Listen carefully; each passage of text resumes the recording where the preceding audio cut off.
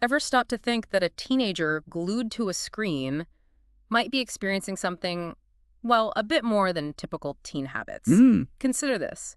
Teens with ADHD, they report spending twice as much time each day playing video games compared to their peers. twice as much. What? Yeah. Okay, so let's really unpack what's going on here. In today's deep dive, we're plunging into the teenage experience with ADHD. Right. And we're drawing on some powerful insights from places like Serenity Wellness, Boston Children's Hospital, and Healthy Minds Learning. Exactly. We're trying to connect the dots between ADHD and those really pivotal adolescent years, looking at, everything from navigating risk, Sleep. getting enough sleep, the role of technology, and importantly, practical strategies for just managing daily life. And we've gathered quite a rich set of materials for you. We'll be exploring articles that dig into that link between ADHD and risk-taking tendencies, Okay. plus some really in-depth guides. These are designed for both teenagers with ADHD and, the adults who support them. Help. And there's a compelling research study, too, looking specifically at how technology use affects sleep patterns in adolescence,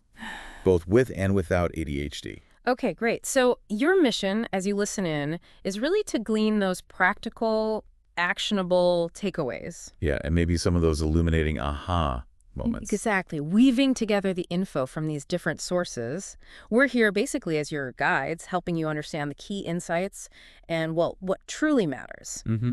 So let's start by getting a clearer picture. What does it genuinely mean for a teenager to live with ADHD? Well, look, adolescence is a transformative period for all young people, right? Sure. It's a time marked by these surging emotions, really strong opinions, and that natural inclination towards testing boundaries. It's actually a healthy part of learning. Right, with caregivers providing those guardrails. Exactly, those essential safety nets. Yeah. But for teenagers with ADHD, certain aspects of this development, they can be significantly amplified. Okay, like what? Take hyperactivity, for instance. It's often more than just typical teenage energy. It can manifest as this near-constant need for movement, maybe an urge to talk incessantly, or just a pervasive restlessness that's really difficult to manage. Yeah. You often see it as like persistent fidgeting. Okay. And that term we hear so often connected with ADHD, impulsivity, it's more than just like acting quickly, isn't it? What does that really look like? Precisely. That's a great question. For a teenager with ADHD, impulsivity can mean acting without fully thinking through the potential consequences. It can mean struggling to manage their emotions and behaviors effectively, finding it really challenging to delay gratification. Okay, so give me an example. Well, we're talking about scenarios like maybe posting something impulsive on social media without thinking about the impact, Oh, yeah. or saying something inappropriate in the heat of the moment, or maybe even getting involved in physical altercations. Wow. So the key insight here, it's not just about making quick decisions. It's about having those mental breaks, Yeah. to consider consequences before acting. Mental breaks. I like that. Yeah. It seems like focus is also a central element, but maybe not quite in the way many people assume. That's a very important point. Yeah. Inattention in teenagers with ADHD can present as significant difficulty maintaining focus on tasks they find less stimulating. Like schoolwork. Like schoolwork, exactly. Yeah. But here's where it gets really interesting. Okay. They can also experience hyperfocus, Right. intense concentration on activities they find highly rewarding, like video games. Ah, the video game connection again. Yes. And this intense focus on preferred activities can make it particularly difficult for them to shift their attention to transition to other tasks. So it's not a total lack of focus. No, not at all. It's more about the regulation of that focus. The regulation. So the challenge lies in directing and shifting their attention effectively. Got it. Now, I know ADHD isn't just one single experience. Our sources mention different ways it can present. Can you elaborate on that? Absolutely. It's really crucial to understand that ADHD isn't some one-size-fits-all condition. Yeah. Our resources outline 3 primary ways ADHD can manifest. There's the predominantly inattentive presentation. Okay. Where focus is the main thing. Exactly. Then there's predominantly hyperactive impulsive presentation. That's characterized by having at least 6 out of 9 specific hyperactive or impulsive symptoms. Right. And finally, the combined presentation, which, as the name suggests, includes a significant number of symptoms from both categories. Inattentive and hyperactive impulsive. Okay, 3 types. Yeah. And how do professionals actually diagnose this in teenagers? It's not just a casual observation, I imagine. Definitely not, no. There are established diagnostic criteria. Right. They require that the symptoms were present before the age of 12, Okay, early onset. that they occur in at least two different settings, like home and school, Important. and crucially, that they significantly impair the teenager's ability to function in daily life. Okay. So it's not just being a bit fidgety sometimes. Exactly. While most people might show some of these behaviors occasionally, with ADHD, they're much more frequent, more intense, and have a real, tangible negative impact. So how is it diagnosed then? Diagnosis typically involves using standardized rating scales, getting detailed behavioral observations From who? from multiple sources, parents, teachers, counselors, getting that broad picture. Makes sense. And it's really important to clarify, ADHD is not diagnosed through, like, blood tests or brain scans. Right. That's a really important point to underscore. Mm. So while there are undoubtedly challenges with ADHD, do our sources also highlight any potential strengths? Yes, they do. And that's important too. Our sources point to things like creativity, resilience, and often a really high level of energy as potential strengths. Okay. How does that work? Well, think about it. That very impulsivity that can sometimes lead to challenges, it can also fuel bursts of creativity, out-of-the-box thinking. And the energy often linked with hyperactivity, Right. that can translate into incredible drive and passion when it's directed towards something they find genuinely engaging. Right. And honestly, navigating the difficulties of ADHD often fosters significant resilience and problem-solving skills over time. But these strengths might be overshadowed sometimes. They can be, yes, sometimes less visible because of the more apparent challenges, which can affect academics, relationships, extracurriculars, developing independence. Yeah. And these difficulties can also be amplified by co-occurring conditions. Things like learning disorders and anxiety are actually pretty common alongside ADHD. It's definitely a more complex picture than often portrayed. I even noticed a mention of reframing risk-taking in a more positive light. Could you tell us more about that? It sounds surprising. It is fascinating, isn't it? Our sources suggest that risk-taking isn't inherently negative. Okay. For a teenager with ADHD, that tendency to act or speak out impulsively could, in certain situations, actually manifest positively, Like how? like standing up against bullying, for example, or advocating strongly for themselves or for others. Ah, okay. It's just a valuable reminder that these traits exist on a spectrum, Yeah. and their impact is heavily influenced by the specific context. That's a really helpful way to look at it. Okay, now let's delve more specifically into those risk-taking behaviors. Our sources indicate that while it's common for all teens, it might manifest differently for those with ADHD. That's right. Look, risk-taking is a pretty typical part of adolescent development anyway. Teens explore independence, push boundaries, Normal stuff. normal stuff. However, that core characteristic of impulsivity and ADHD, it can increase the likelihood of engaging in risk-taking behaviors that have negative consequences. Okay. And the sources gave examples. They did. They specifically highlighted things like impulsive posts on social media, we mentioned that, or making inappropriate or hurtful comments without thinking it through, Right. and even becoming involved in physical fights. These were pointed out as potential negative outcomes directly linked to that impulsivity. Gotcha. Okay, let's transition to another area that's incredibly relevant for today's teenagers. Technology use and its impact on sleep. This feels like a major issue for all adolescents. Oh, absolutely. But the research we looked at suggests some specific connections with ADHD. Yes, this is where it gets really interesting.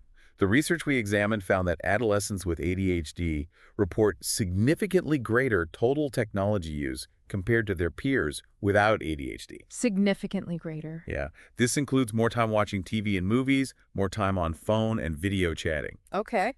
and notably about twice as much daily video game use. Wow, twice as much, that figure again. Yeah, an average of 61 minutes compared to 31 minutes per day. And parents agreed. Interestingly, yes. Parents also corroborated the higher rates of video game and TV movie use in the teens with ADHD. Okay, so what's the takeaway there? Well, the crucial takeaway seems to be that while screens disrupt everyone's sleep, for teens with ADHD, the disruption seems to uniquely impact their ability to stay awake and learn in the classroom. That's according to their teachers. Ah, the classroom impact. That's significant. So how does all that screen time seem to be affecting their actual sleep patterns? Well, the study revealed a pretty clear association between increased tech use, reported by both the teens and their parents, Right. and a greater number of sleep-wake problems. Plus, just less overall time spent in bed. Okay. And that was for everyone. Yes, that was for all adolescents, regardless of whether they had ADHD or not. Interesting. And this link held up even when they controlled for other factors like medication use, puberty stage, gender, internalizing symptoms like anxiety. So technology has a broad impact on teen sleep. It definitely appears so. But there was that specific connection to daytime sleepiness reported by teachers. And that seemed unique to the teens with ADHD. Exactly. That's the key distinction here. Parent-reported technology use was linked to teachers reporting increased daytime sleepiness, specifically in the adolescents with ADHD, but not in their peers without it.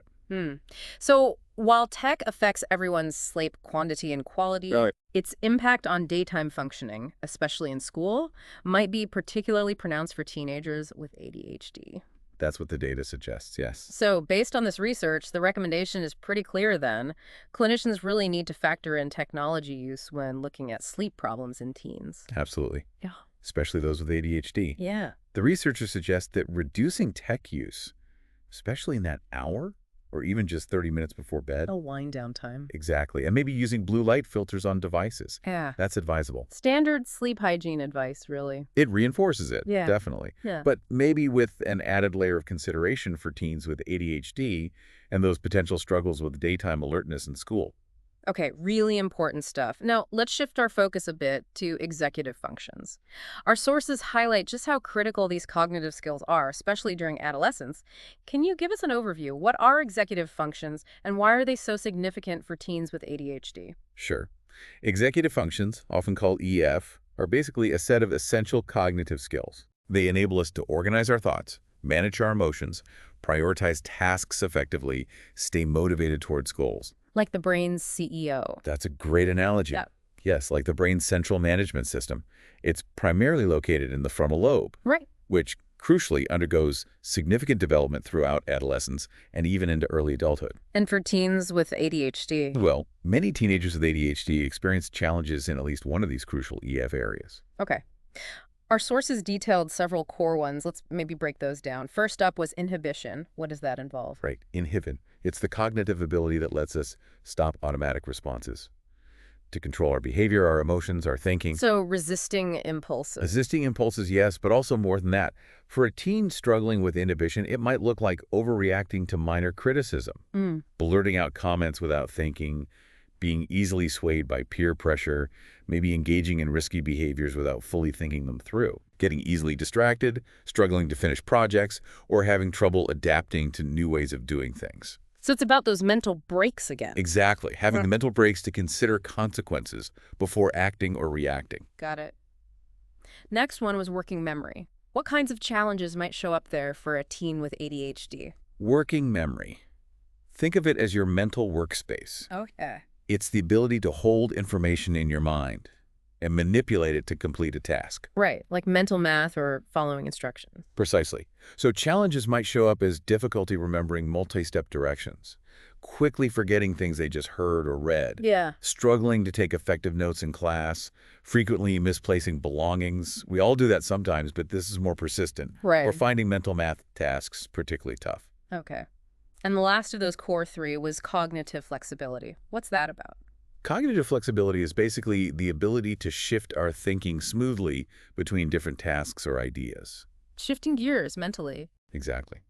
So teenagers who struggle with this might find it difficult to multitask effectively, adapt readily to new or unexpected situations, switch between different homework assignments or subjects easily. Yeah. Or they might struggle to see multiple solutions to a single problem, or even understand different perspectives from their own. Ah, that could lead to social friction too. It can, yes. Oh. Sometimes leading to arguments or misunderstandings. Okay. Beyond those core three, our sources also listed several closely related skills. Can you touch on a few of those? Give us a sense of what they involve. Sure. There are several associated skills. One is metacognition. Thinking about thinking. Exactly. Being aware of how you learn, what strategies work best for you. Then there's self-monitoring, Okay. which is the ability to kind of assess if your behavior is actually getting you the result you want in a situation. Self-awareness in action. Kind of, yeah. Others include problem solving, organization, both physical stuff, and thoughts. The ability to initiate tasks without too much prompting. Getting started. Yeah. Planning ahead effectively, prioritizing tasks, managing time efficiently a big one, and self-regulation, Which of ours? both emotional control and behavioral control, managing feelings and actions to reach longer-term goals. Wow. It really sounds like these executive function skills form the bedrock for so much of daily success, especially for teens juggling school, friends, and growing independence. They really do. So, given these potential challenges, what kind of self-care tips do our sources offer to help teenagers with ADHD? Well, the sources provide some really practical, actionable self-care advice, which is great. Good. Like what? Okay, so sleep is huge. Aiming for a consistent 8 to 10 hours each night, The magic number for teens. pretty much. Having a regular bedtime, and crucially, a relaxing wind-down routine before sleep. An alarm reminder for bedtime can even help. Good idea. Creating a good sleep environment is key to cool, dark, quiet, maybe white noise or soft music if What needed. about naps? They suggest avoiding naps if possible, or keeping them really short, like under 20 minutes. Limiting caffeine, especially afternoon and evening. Avoiding vigorous exercise right before bed. And of course, reducing screen time for at least an hour before sleep. The blue light issue. Exactly. It messes with sleep hormones. They even mention light snacks like fruit or veg, or a warm bath shower can help signal sleep time. And if problems persist, Then consulting a doctor about potentially trying melatonin is advised. okay. What about nutrition? Any specific dietary recommendations? Yeah, for nutrition, the focus is mainly on consistency and quality, eating regular, healthy whole foods, Meaning? minimizing processed ingredients, Mm. limiting sugar, salt, caffeine, drinking plenty of water throughout the day. Standard healthy eating advice. Pretty much. Yeah. One specific tip, though. If medication suppresses appetite later in the day, Which can happen. yeah, encouraging a really calorie-dense, nutritious breakfast can be helpful. Front-loading the calories. Kind of. And offering healthy snacks like nut butters, avocados, eggs, dried fruit, if their lunch appetite is low. Good practical tips. The overall emphasis is just fruits, vegetables, whole grains, lean proteins. Yeah. But one important caution. Yes. Our sources caution against restrictive elimination diets unless they're specifically recommended and supervised by a doctor and a dietitian. Why is that? Because the evidence supporting their effectiveness specifically for improving ADHD symptoms is currently pretty weak. Okay, good to know. Don't just cut things out without professional guidance. Exactly. And exercise. We always hear how important physical activity is. What do the sources say here? Absolutely. Regular physical exercise is strongly highlighted. It boosts focus, improves mood, and it's a great stress reducer. When's the best time? Encouraging exercise before tackling homework or other mentally demanding tasks could be particularly beneficial. Interesting. Get the wiggles out first. Something like that, yeah. And simple things like walking or biking to school if it's feasible. Builds it into the routine. Right. Joining sports teams, individual activities they enjoy, anything that gets them moving. Setting achievable exercise goals can also help with motivation. Okay, makes sense. Now let's move into the realm of behavioral strategies and the support systems that can help teenagers with ADHD.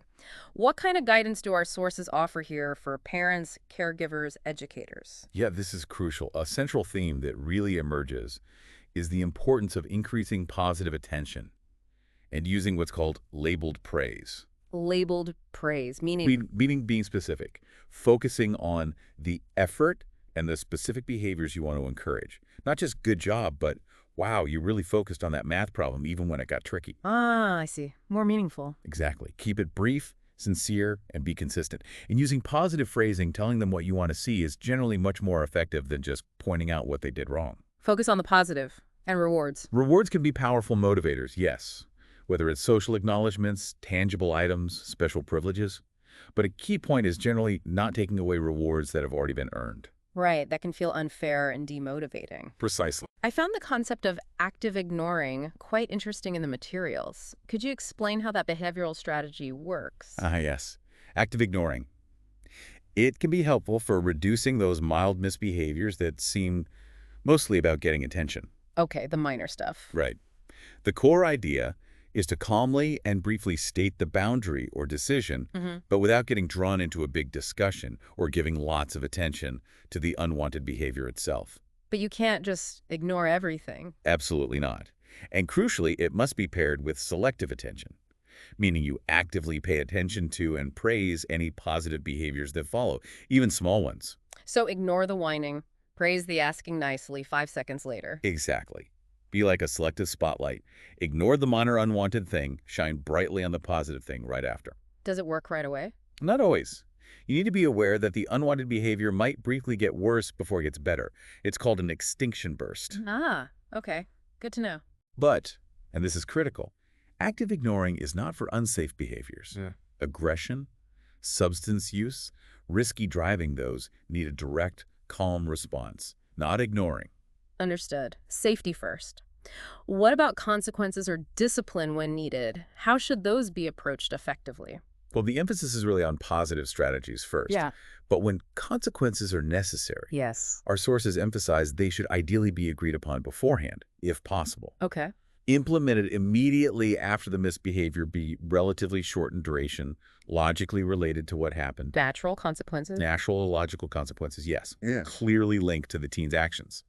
And importantly, avoid getting drawn into negotiations or arguments about it in the moment, Stay firm but fair. basically. And always consider the teen's age and developmental level. Other helpful strategies mentioned are redirection, guiding them to something better, Okay. providing forced choices between two acceptable options, and actively teaching and reinforcing the desired replacement behavior. So teaching what to do, not just what not to do. Problem solving also seems like a really valuable life skill to teach. What steps do the sources suggest for that? Yeah, building problem-solving skills is key. The approach outlined usually involves several steps. Okay. First, clearly define the problem together. What is the issue? Second, brainstorm potential solutions. Get the teen involved, even if the caregiver has the final say. Right. Third, evaluate the pros and cons of each solution. What might happen? Fourth, select the best-looking option. Okay. Fifth, implement it consistently, give it a real try. And finally, sixth, review how it went. Did it work? Do we need to adjust? A structured approach. Makes sense. And underlying all of this seems to be effective communication. What are some key communication tips highlighted? Absolutely fundamental. Tips include seizing those moments when a teen seems open to talking. Yeah. Don't force it, but be ready. Be present. Be fully present, yeah. Practice active listening. Paraphrase what you hear to make sure you understand correctly. You're listening. Use empathic I statements. I feel worried when, instead of you always make me worry. Less blaming. Exactly. Try to stay calm during conflict. Use brief timeouts if needed for everyone. Respect their need for privacy as they get older. Important for teens. And one more thing, consistency in routines is huge. Providing advance notice of schedule changes can really help reduce anxiety and improve cooperation for teens with ADHD. Predictability helps. Good point. Executive functioning support was also mentioned in the context of behavioral interventions. What might that look like practically? Right. So as teens mature, those behavioral interventions at home and school can start to more directly target specific EF skills, Like organization. like organization, time management, planning. Strategies like using visual schedules might still be helpful, maybe adapted. Token economies, Reward systems. yeah, where desired behaviors earn points or privileges. Breaking down large tasks into smaller, more manageable steps. That's always a good one for EF support. Basically, tailoring strategies to build those specific skills. Okay. Now let's address medication. It's often part of the discussion around ADHD. What key points did our sources cover regarding medication? Right, medication is a common topic. Our sources indicate that both stimulant and non-stimulant medications are commonly used to treat ADHD. Two main types. Yes. The decision about whether to use medication and which type is really a collaborative one. Involving who? It depends on the teen's age, their specific symptoms, the severity. And it needs a thorough discussion involving the teenager, if they're old enough to participate meaningfully, and their caregiver, along with the doctor. Okay. And ongoing communication is important. Absolutely vital. Regular, open communication about how effective the medication is and any side effects is crucial. What kind of side effects? Well, mild side effects like headaches or maybe decreased appetite can often be managed. Adjusting dosage or timing might help. Okay. But more significant side effects, noticeable mood changes, persistent sleep problems, those might mean further adjustments are needed, maybe even changing the medication. And as teens get older, They should be encouraged to communicate directly with their healthcare providers, take increasing ownership of managing their medication. building independence. Exactly. One concern, though, is potential medication misuse. Right. So it's important to educate teens about using their medication responsibly. the risks of sharing it. Mm-hmm. Implement reminder systems, have safe storage strategies. Practical safeguards. Yeah. And the sources also mention non-stimulant options are available too. Things like alpha agonists, sometimes used for explosive behaviors, and certain meds similar to antidepressants. So there are choices. Good to know there are options. Mhm. Okay, shifting focus now to the academic environment. What kinds of support might a teenager with ADHD need in school to really thrive? Well, importantly, there are federal laws in place to ensure support. Like IDA and Section 504? Exactly. The Individuals with Disabilities Education Act, IDA, and Section 504 of the Rehabilitation Act. They ensure students with disabilities, including ADHD, get appropriate support. How does that work? It can take the form of a 504 plan, which outlines reasonable accommodations for equal access, or an individualized education program, an IEP, which provides more comprehensive special education services if needed. Most students with ADHD usually fall under the other health impairment category. And what kind of accommodations might be in those plans? Common ones include things like strategic seating, maybe near the teacher, away from distractions, extended time on tests and assignments, help with organization managing materials, keeping track of homework, Practical help. reducing distractions during tests, maybe taking them in a quieter room, sometimes structured study time built into the school day. Basically, supports to level the playing field. Makes sense. And what about specific strategies for actually tackling homework and studying effectively? Any tips there? Yes, several helpful strategies came up. Consistent use of a planner or some kind of organizational tool is key. Tracking assignments? Right. Establishing a regular review schedule for material already learned, not just cramming. Breaking down big tasks into smaller, more manageable steps. Chunking it down. Exactly. Using spaced repetition techniques to help with memory. Scheduling regular short breaks during study sessions to maintain focus. Avoid burnout. Yeah. And incorporating varied learning methods. Maybe mnemonics, maybe movement if that helps them, maybe audiobooks for some subjects. Finding what works for them. Exactly. And crucially, balancing study time with adequate rest, that 8 to 10 hours of sleep again, and regular exercise. It all supports cognitive function. It all ties together. Okay, looking beyond high school now, what advice do our sources offer for planning for the future, that transition to adulthood? That's a big step. Hmm. Our sources really emphasize the importance of starting open, ongoing discussions early. Talk about the teen's interests, their strengths, potential career paths, Exploring options. exploring all sorts of options, 2-year college, 4-year college, vocational training, apprenticeships, maybe a gap year, going straight into a job, keeping possibilities open. What about accommodations after high school? Great point.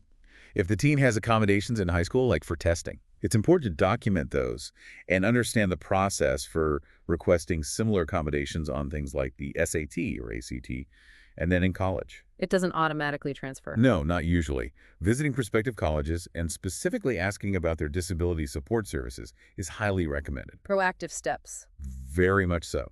And it's important for teens and families to know that getting accommodations in college under the Americans with Disabilities Act, ADA, usually requires self-disclosure. They have to ask for They it. have to ask and provide documentation. So developing those self-advocacy skills becomes really, really important as they transition. Makes sense. Anything else on future planning? Just researching potential job or internship opportunities and exploring vocational rehabilitation services if appropriate, looking at all the pathways. Okay. Finally, let's touch on the crucial area of mental and behavioral health support. What did our sources highlight in this really important aspect of well-being for teens with ADHD? Yeah, this is vital. Our sources point out that coexisting mental health conditions are relatively common in teens with ADHD. Like anxiety and depression. Like anxiety and depression, yes. Yeah. So evidence-based therapies can be really beneficial. Things like cognitive behavioral therapy, CBT, CBT. dialectical behavior therapy, DBT, motivational interviewing, MI, acceptance and commitment therapy, ACT. These have good evidence behind them. And support for parents, too. Yes, parent and caregiver training is also highlighted as beneficial. It helps them support their teen more effectively. What can families do day to day? Encouraging open, honest communication about feelings is huge. Being aware of the signs of depression like persistent sadness, withdrawal, irritability, losing interest in things, Okay. and signs of anxiety, excessive worry, physical symptoms like stomach aches or headaches, avoiding situations. Just being aware is a first step. And if concerned, If there are concerns, seek professional help from a qualified mental health professional. Don't hesitate. And it's also critical, unfortunately, to be aware of warning signs for self-harm and suicidal thoughts. These are serious concerns. What should people look out for? Things like talking about death or dying, increased substance use, extreme anxiety or hopelessness, withdrawing from friends and family. Okay. Providing a supportive environment is key, but knowing how to access immediate professional help, if you are concerned like the 988 Suicide and Crisis Lifeline, is absolutely paramount. Crucial information. What about promoting general mental wellness? Promoting engagement in pleasant activities, things they enjoy, practicing mindfulness techniques, using self-reward systems for effort, or achieving small goals, developing those problem-solving skills we talked about, fostering strong social connection. Regular and protective factors. Exactly. And therapy can be really helpful if the teen is consistently feeling unwell emotionally, or if they're struggling to reach their personal goals despite their efforts. Okay. And just briefly, as these teenagers transition fully into adulthood, what are some key practical areas to focus on? Right, that final transition. A big focus should be on developing independent living skills, like managing money, paying bills, doing laundry, maybe navigating public transport, grocery shopping, all that practical stuff. Life skills. Life skills. Also, planning for how they'll manage their own medication if they take it, especially if they move away from home. Right. Understanding the need for signing a release of information form if they still want their caregiver involved in healthcare decisions after they turn 18. Important legal point. Very. And above all, really continuing to develop those strong self-advocacy skills. How do you define that? Being able to communicate their needs effectively. Understanding their own strengths and challenges related to ADHD. Knowing how and when to ask for help. Identifying supportive people. Brainstorming questions before meetings. Maybe even role-playing scenarios. Practicing. And participating actively in any remaining IEP or 504 meetings or later in discussions about workplace or college accommodations. Taking ownership. Okay. And it loops back, doesn't it? It does. Our sources serve as a great reminder that those healthy habits we discussed throughout, regular sleep, good nutrition, regular exercise, they're beneficial for everyone at all ages. They support executive functioning and just overall physical and mental health, foundational stuff. Okay, great. Let's try and bring together some of the key insights we've uncovered in this deep dive then. What are the main takeaways that you think are most important for you listening to remember? Well, I think what we've learned is that while, yes, teenagers with ADHD may face heightened challenges, particularly around things like technology use, impulsivity, maybe risk-taking, Right. many of the fundamental strategies for success, things like good sleep habits, managing technology, general self-care, they're actually beneficial for all adolescents. Universal strategy. Universal to a degree. However, gaining that clear understanding of the specific nuances of executive function difficulties common in ADHD. Knowing the specifics. Yes. And recognizing the critical role that consistent tailored support systems play. That's absolutely essential for teenagers with ADHD to not just get through adolescence, but to really thrive. Understanding the nuances and providing tailored support. Got it. And what's a provocative thought, maybe, that has emerged for you as we've explored these resources, something for our listeners to ponder further? Well, something that struck me is, given how incredibly fast technology is evolving and how central it is to teen life now, It really is. how might future support systems for adolescents with ADHD need to adapt? How do we address this ever-changing digital landscape and its multifaceted impact on their well-being? How do supports keep up? Exactly. And maybe even more provocatively, what active, meaningful role can teenagers themselves play in shaping those future solutions? How can we empower them to help design supports that truly meet their unique needs in this digital age? Some truly vital points to consider as we move forward. Definitely food for thought. And for you, our listener, if you're interested in exploring any of these topics in greater detail, we strongly encourage you to delve into the resources we've referenced. The materials from Serenity Wellness, those comprehensive guides from Boston Children's Hospital. And Healthy Minds Learning, including their Rolling with ADHD initiative. Right. Lots of good stuff there. We hope you'll consider discussing these insights, maybe with any teenagers in your life, or reaching out to qualified professionals for that personalized support and guidance. Definitely. Thank you for taking this deep dive with us today.